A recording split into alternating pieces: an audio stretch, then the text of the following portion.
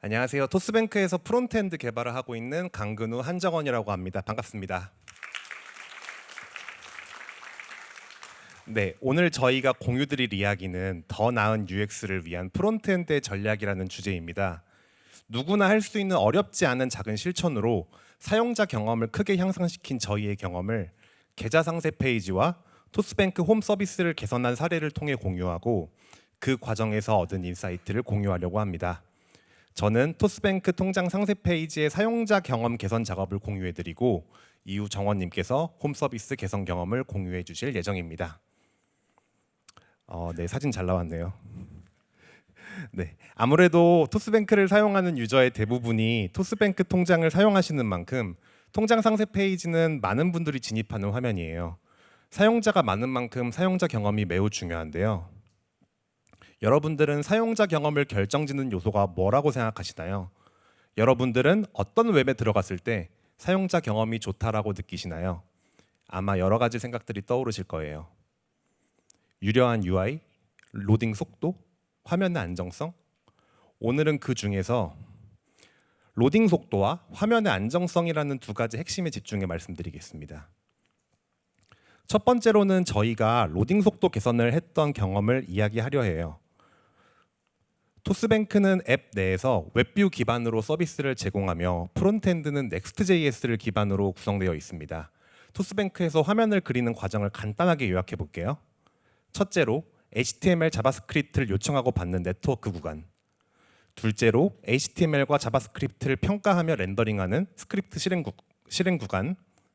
셋째로 API를 호출하고 이 결과를 기반으로 화면을 그리는 데이터 패칭 구간으로 요약해 볼 수 있어요.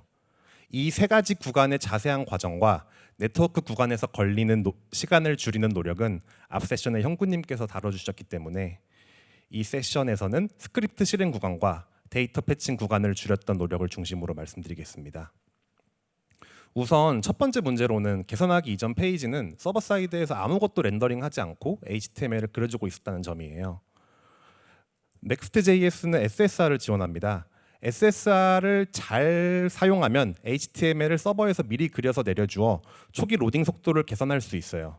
SSR을 잘 사용하면 초기 로딩 속도가 개선되는지, 왜 초기 로딩 속도가 개선되는지 설명드릴게요. SSR을 잘 사용하지 않는다면 자바스크립트를 서버에서 다운로드 받고 자바스크립트를 실행할 때까지 유저는 빈 화면을 보게 되어요. 유저가 유의미한 화면을 보게 되는 시간은 자바스크립트 평가 이후에나가 될 거예요. 특히 저사양 기기에서는 자바스크립트 처리 속도가 느려져 초기 화면 지연이 더 크게 나타납니다. SSR을 이용하여 index.html을 미리 그려서 내려주는 방법을 사용한다면 유저가 HTML이 서버에서 내려온 시점에 유의미한 화면을 볼 수 있어요. 이런 이유로 SSR을 잘 쓰게 되면 초기 로딩 속도를 개선할 수 있습니다. SSR을 잘 활용하면 좋은 것은 이미 알고 있었지만 기존에는 빠른 서비스 런칭, 잦은 실험 등 생산성이 더 우선시되어 SSR을 사용해 초기 로딩 성능을 잘 챙기지 못했었어요. 이제는 어느 정도 서비스가 안정화가 되었으니 SSR을 잘 활용하여 사용자 경험을 챙길 때라는 판단이 들었습니다. 저희는 SSR을 잘 활용하기 위해 여정을 떠나기 시작했습니다. 그렇다면 어떤 UI를 서버 사이드에서 미리 내려주는 것이 좋을까요? 계좌 상세 페이지는 크게 상단의 금액 영역과 하단의 거래 내역으로 나눠볼 수 있는데요. 고민해 본 결과 상단의 금액 영역만 서버 사이드에서 내려주기로 결정했어요. 비즈니스적인 측면과 기술적인 측면을 모두 고민해 보았는데요. 비즈니스적으로는 계좌 상세 페이지에 들어온 유저가 가장 먼저 확인하고 싶어하는 영역은 상단의 금액 영역입니다. 금액 영역만큼은 가장 빠르고 정확하게 보여줄 필요성이 있었어요. 반면에 거래 내역 영역은 조금 늦게 보여줘도 괜찮은 영역이기에 금액 영역만 서버 사이드에서 내려줘도 괜찮겠다고 생각했어요. 네, 기술적인 측면으로는 거래 내역을 구성하는 API 호출이 완료되고 서버 사이드에서 거래 내역을 그려줄 때까지 클라이언트의 HTML을 내려줄 수가 없게 됩니다. API 응답 지연이 된다면 전체 페이지를 내려주지 못하는 케이스가 발생할 수가 있는 거죠. 그리고 거래 내역 데이터가 크기에 브라우저에 내려줄 HTML 파일이 비대해져서 오히려 유저에게 더 느리게 화면을 보여줄 여지가 있다는 판단이 들었습니다. 그래서 서버 사이드에서 상단의 금액 영역만 내려주기로 결정했어요. 이를 적용한 결과 유저가 첫 화면을 보는 시간이 단축되었습니다. 여기서 저희는 추가적인 성능 개선을 더 할 수 없을까 고민해봤어요. 서버에서 상단의 금액 영역을 그려서 내려주어도 클라이언트에서 거래 내역 API를 호출하고 거래 내역을 그려줄 때까지 유저는 거래 내역을 아직 볼 수가 없습니다. 저희는 이 시간을 줄이기 위해 거래 내역을 클라이언트 사이드 캐싱을 하기로 결정했어요. 첫 진입에 API를 요청하고 거래 내역 응답을 받으면 거래 내역을 렌더링함과 동시에 거래 내역을 로컬 스토리지에 넣게 됩니다. 유저는 API 호출이 끝나야 거래 내역을 보게 되는 거죠. 첫 진입일 때에는 기존의 API 호출한 뒤에 렌더링하는 것과 속도가 같습니다. 하지만 두 번째 진입부터 속도가 완전히 차이가 나게 됩니다. 진입과 동시에 로컬 스토리지에 캐싱한 거래 내역을 가지고 옴과 동시에 거래 내역을 렌더링합니다. 유저는 거의 진입과 동시에 거래 내역을 보게 됩니다. 그 이후 API를 호출해 받아온 최신 거래 내역을 로컬 스토리지에 저장함과 동시에 기존 오래된 거래 내역을 새로운 거래 내역으로 변경해서 렌더링합니다. 이후 진입에도 지금까지의 과정이 반복되어 빠르게 거래 내역을 볼 수 있게 되었습니다. 개선을 마치고 나니 유저는 페이지에 진입하자마자 거의 동시에 완성된 화면을 보게 됩니다. 기존의 자바스크립트 평가가 끝나고 API를 호출한 이후에나 유의미한 화면을 볼 수 있었던 것과 비교하면 비약적으로 초기 로딩 속도가 빨라졌어요. 두 번째 문제로는 번들 사이즈가 커서 자바스크립트 평가에 시간이 오래 걸리고 있었다는 점이에요. 자바스크립트 평가 시간이 길어지면 UI 렌더링이 늦어지고 유저의 인터랙션 가능 시점도 늦춰집니다. 이를 해결하기 위해 저희는 대대적인 번들 사이즈 다이어트를 진행했습니다. 웹팩 번들 애널라이저를 이용하면 번들 사이즈를 분석할 수가 있는데요. 이를 이용해 번들의 문제점을 파악하고 해결했습니다. 첫째로는 사용하지 않고 있는 의존성을 제거하여 번들 사이즈를 줄였습니다. 둘째로 용량이 큰 라이브러리는 더 가벼운 라이브러리로 대체하여 번들 사이즈를 줄였습니다. 셋째로 같은 라이브러리지만 버전이 다른 경우가 있어 이를 정리해 주어 중복을 없애 번들 사이즈를 줄였습니다.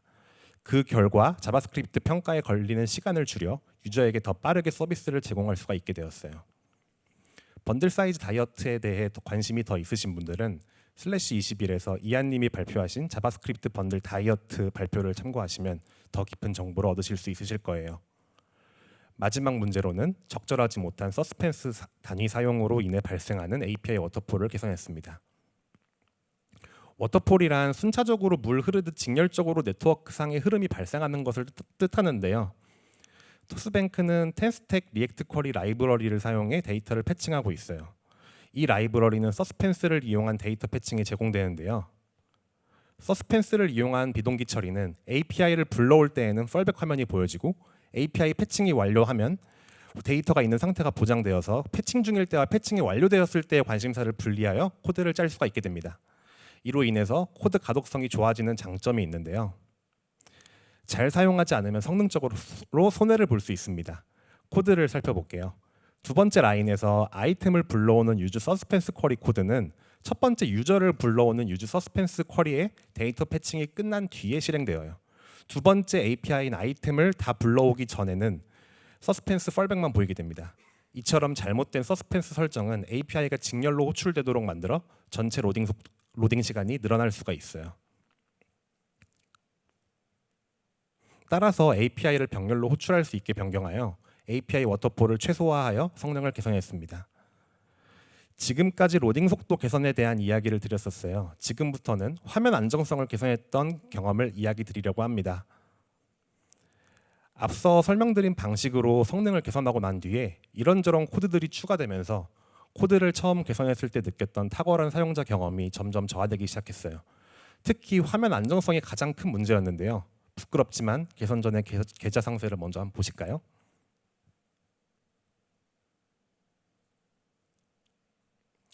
총체적 난국이죠. 원인을 분석하기 위해 0.25배로 동영상을 재생해 볼게요.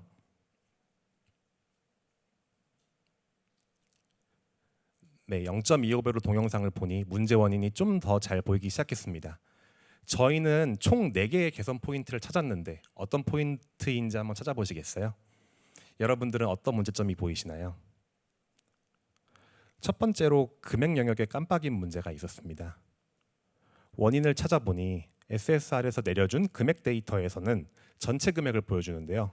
클라이언트에서 하이드레이션 된 다음 플레이되는 애니메이션은 처음에는 비어 있다가 왼쪽에서 오른쪽으로 점점 금액이 나타나는 형태의 애니메이션이에요. 처음 애니메이션이 시작될 때에는 금액 영역이 비어 보이게 됩니다. 따라서 처음에 서버에서 내려온 HTML은 금액이 있었다가 애니메이션 플레이되면서 금액 영역이 없어졌다가 다시 나타나면서 깜빡거리는 현상이 발생합니다. 이를 해결하기 위해 디자이너분께 현재 상황을 설명드리고 디자이너와 협업해 하이드레이션 전후 상태를 자연스럽게 연결하는 애니메이션으로 개선했어요. 두 번째로 카드 아이콘이 깜빡거리는 현상이 있었습니다. 카드가 늦게 렌더링되어 깜빡거리는 것처럼 보여 화면 안정성이 떨어지고 있었어요. 원인을 찾아보니 공통화된 컴포넌트가 개발 편의성을 위해 서버 사이드에서 아무것도 내려주지 않고 클라이언트에서 어떤 이미지를 보여줄지를 결정하고 있었어요. 클라이언트에서 하이드레이션 된 이후에나 이미지를 불러올 수 있었기 때문에 서버에서 내려온 HTML과 하이드레이션 이후에 렌더링되는 카드 아이콘과의 괴리가 깜빡임을 만들고 있었습니다. 이를 해결하기 위해 서버 사이드에서도 이미지 태그를 내려주게 수정하여 HTML이 브라우저에 내려오는 순간 이미지를 가져올 수 있도록 수정했어요. 이렇게 하니 확실히 깜빡임이 줄어들었습니다. 세 번째로 보내기 버튼이 깜빡거리는 문제가 있었어요. 버튼 영역의 상태가 빠르게 바뀌면서 깜빡거려서 화면 안정성이 떨어지고 있었습니다. 원인을 살펴보니 송금 가능 여부를 서버에서 받아오기 전까지 보내기 버튼 디세이블 처리를 하고 있습니다. 송금이 가능한 유저는 처음 버튼 디세이블 처리가 되었다가 데이터를 가져온 뒤에 디세이블이 풀려서 버튼이 깜빡입니다. 송금이 불가능한 유저는 처음 디세이블 처리가 되었다가 데이터를 가져온 뒤에도 송금이 불가능하여 디세이블이 유지되었어요. 송금이 가능한 유저의 수가 송금이 불가능한 유저의 수보다 많기 때문에 사용자 경험을 최대한 챙기기 위한 목적으로 송금 가능 여부를 서버에서 받아오기 전에는 디세이블 처리하지 않고 송금 불가능 시에만 디세이블 처리를 하게 변경합니다. 그 결과 서버 사이드에서 보내기 아이콘이 디세이블 되지 않은 상태로 내려와 더 많은 유저가 깜빡거리지 않는 버튼을 보게 되어 화면 안정성이 올라갔어요. 마지막으로 광고 배너 레이아웃 시프트 문제가 있었습니다. 광고 배너 영역은 거래 내역과 다른 API를 호출해 렌더링하고 있어요. 광고 배너 영역 API는 클라이언트에서 호출합니다. 광고 배너는 시간이 지나면 유효하지 않게 되어 클라이언트 캐싱을 활용할 수가 없었어요. 클라이언트 캐싱을 활용해 매우 빠르게 렌더링하는 거래 내역과 클라이언트에서 API를 호출하고 렌더링하는 광고 배너 영역과의 속도 차이가 있었습니다. 거래 내역을 렌더링하고 난 이후에 광고 배너를 렌더링하게 될 수밖에 없었는데요. 광고 배너가 렌더링 될 때 거래 내역을 전체적으로 아래로 급하게 밀어내게 되어 레이아웃 시프트가 발생했습니다. 우리는 이를 기술적이 아니라 디자인적으로 풀어내어 해결했어요. 광고 배너 렌더링과 거래 내역을 밀어내는 애니메이션을 동시에 적용하여서 자연스럽게 광고 배너가 렌더링되어 레이아웃 시프트를 최소화하였습니다. 이 모든 개선을 거친 뒤에는 기존의 총체적 난국에서 화면 안정성이 많이 올라가 유저에게 더 좋은 경험을 선사할 수 있게 되었습니다. 이상으로 통장 상세 화면 개선 사례를 공유드렸고 이어서 정원님께서 홈 서비스 개선 경험을 소개해 주실 예정입니다. 안녕하세요. 저는 토스뱅크에서 홈 서비스 개발을 하고 있는 한정원이라고 합니다. 반갑습니다. 근우님께서 굉장히 안 떨고 하셔서 저는 조금 더 떨리는데요. 그래도 한번 시작해 보도록 하겠습니다. 오늘은 토스뱅크 페이지의 성능을 어떻게 개선했는지 특히 LCP 최적화 과정으로 얘기해 보려고 합니다. LCP란 무엇이고 왜 중요할까요? LCP는 라지스트 컨텐트 풀 페인트의 약자로 웹페이지에서 가장 크고 중요한 콘텐츠가 사용자 화면에 표시될 때까지 걸리는 시간을 의미합니다. 앞 세션 형구님의 발표에서는 FCP에 대해 다뤘었죠? FCP는 첫 콘텐츠가 보이기 시작하는 시점이라면 LCP는 사용자가 로딩이 끝났다라고 느끼는 시점이에요. 왼쪽 이미지처럼 페이지의 스플래시나 로딩이 표시되는 것은 사용자와 관련성이 높지 않기 때문에 계좌 잔액이나 주요 금융정보 같은 것들이 보이는 LCP 기준으로 선택하게 되었어요. LCP는 단순한 숫자가 아니라 실제 사용자 경험을 평가하는 중요한 기준이 됩니다. 그러면은 기존에는 어떤 문제가 있어서 이 지표를 기준으로 개선하게 되었을까요?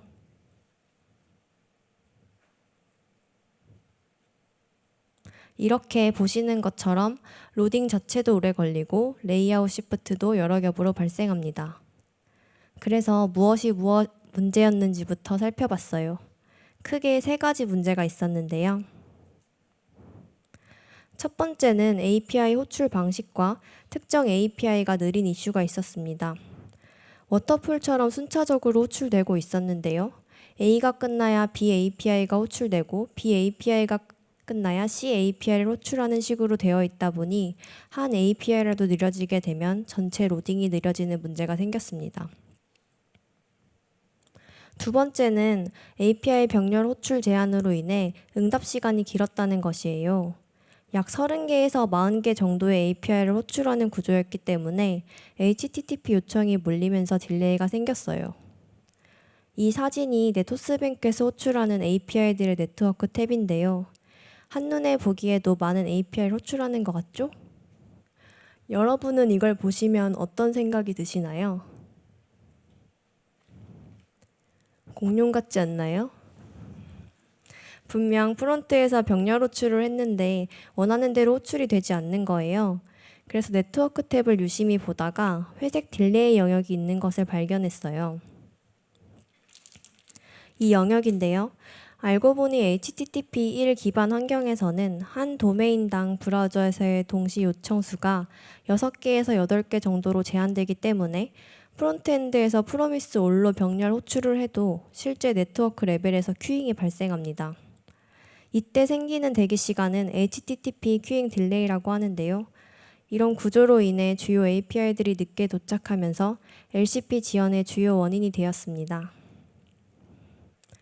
세 번째는 서버 사이드 렌더링을 충분히 활용하지 않았던 문제였어요. 네트워크의 프리뷰 탭을 봤을 때 이렇게 빈 HTML을 렌더링 해주고 있었는데요. 이 방식은 사용자 기기 성능이나 네트워크 환경에 영향을 받기 때문에 느려질 수밖에 없었어요. 문제점을 모두 찾았으니 이제 개선을 하면 되겠죠? 이 문제들을 어떻게 해결했는지 설명해 드릴게요. 첫 번째로 API 호출 최적화를 진행했습니다. 기존에는 여러 API들을 병렬로 호출했는데 이제는 백엔드에서 데이터를 어그리게이션 API로 묶어서 한 번에 내려주는 구조로 바꿨어요. 물론 프론트 서버에서 요청을 묶는 것도 가능했지만 저희는 홈 서비스에 맞춰 백엔드에서 데이터를 통합하는 방식을 채택했습니다. 현재 토스뱅크에서는 서버 사이드 패칭이 실패하게 되면 클라이언트 사이드 패칭으로 전환시키는 방식을 쓰고 있는데요. 또 페이지 재진입을 했을 때도 클라이언트에서 리패치를 하게 되는데요. 클라이언트에서 리패칭하는 부분도 고려하였습니다. 이 과정에서 프론트와 백엔드가 협력하여 서비스에 맞는 형태의 어그리게이션 구조를 구성했습니다. 두 번째로 느렸던 API와 워터폴을 제거했어요. 대출 리스트를 불러오는 API는 속도가 느린 이슈가 있었습니다. 하루 전체 API 중 100ms가 넘는 API가 4% 정도였었는데요. 그래서 어그리게이션 API에 포함되지 못했었고 이에 대해 서버 개발자분들께 이슈 레이징을 했고 또 공감해 주셔서 최적화해 주셨습니다. 이게 최적화 후 차트인데요. 100ms 이상 넘어가는 API들은 0.1%로 줄일 수 있었고 더 이상 속도 이슈가 없었기 때문에 어그리게이션 API에 통합될 수 있었습니다. 어그리게이션 API 통합되었기 때문에 이렇게 워터폴로 호출하던 API도 개선할 수 있었어요. 이렇게 5개의 API가 순차적으로 호출되고 있었는데요. 이렇게 워터폴을 제거해서 한 번에 최적화할 수 있었습니다. 세 번째로 이전에 근우님께서 서버 사이드 렌더링과 클라이언트 사이드 렌더링에 대해 설명하신 거 기억나시죠? 내 토스뱅크 홈도 사용자가 먼저 볼 수 있는 영역인 이 빨간색 영역을 서버 사이드 렌더링으로 먼저 로딩시키고 스크롤을 내려 볼 수 있는 아래 파란 영역을 클라이언트 사이드 렌더링으로 순차적으로 그려주었습니다. 이게 변경 전, 변경 후 프리뷰 탭이에요. 초기 화면을 서버에서 먼저 그려주게 됐고 사용자 입장에선 더 빠르게 내용을 확인할 수 있게 되었습니다. 이렇게 요청 우선순위를 조정해서 LCP가 5에서 6초 걸리던 것을 2.5초에서 3초 정도 약 50% 줄일 수 있게 되었습니다. 그리고 추가되는 스펙에 대해서도 어그리게이션을 검토했는데요. 이 빨간 영역을 미션 영역이라고 부르는데 이 미션 하나당 API 1개에서 많게는 3개까지 호출하는 구조였습니다. 미션들이 늘어나게 되면서 큐잉 딜레이가 생기게 되는데요. 이 또한 API 어그리게이션을 적용해서 한 번에 데이터를 받아오도록 변경했습니다. 개선 후 LCP 지표인데요. 결과적으로 LCP 1.5초까지 단축되었습니다. 이제 개선 전, 개선 후 영상을 보여드릴게요. 어떠신가요? 조금 빨라진 것 같나요? 이렇게 끝이 났으면 좋겠지만 저희는 고객에게 더 많은 가치를 전달하기 위해 계속해서 가치를 더하고 실험을 하는 등의 개발을 합니다. 또 느려질 수밖에 없게 돼요. 그래서 변경 이력을 관리하도록 했습니다. 홈 서비스는 하루에도 여러 번의 배포와 실험이 이루어지기 때문에 주요 변경 사항을 한눈에 볼 수 있게 캘린더에 기록하여 이력을 추적하고 있어요. 이 그래프는 위에서 말씀드린 미션 영역에서 UI 실험을 진행했을 때의 LCP인데요. 보시는 것처럼 특정 변경점이 LCP에 큰 영향을 끼칠 수 있기 때문에 이력을 기록하는 게 중요했어요. 두 번째는 LCP 모니터링 얼럿을 매주 받도록 했습니다. 이미 모니터링 할 수 있는 시스템은 갖춰져 있었는데요. 사람이 매일 들어가서 지표를 확인하는 게 현실적으로 불가능했기 때문에 한 주의 LCP 그래프를 받아서 지표가 튈 때 바로 분석하여 원인을 파악할 수 있도록 하였습니다. 이번 개선을 통해 작은 구조 변경만으로도 UX에 큰 영향을 줄 수 있음을 느꼈고요. 지속적인 모니터링과 이슈 제기가 중요하다고 느꼈습니다. 기술적으로 까다로운 작업이 아니더라도 작은 변화들이 사용자 경험을 크게 향상시킬 수 있는 것 같은데요. 우리 모두 프론트엔드 개발자로서 조금만 더 신경 써보는 것은 어떨까요? 감사합니다.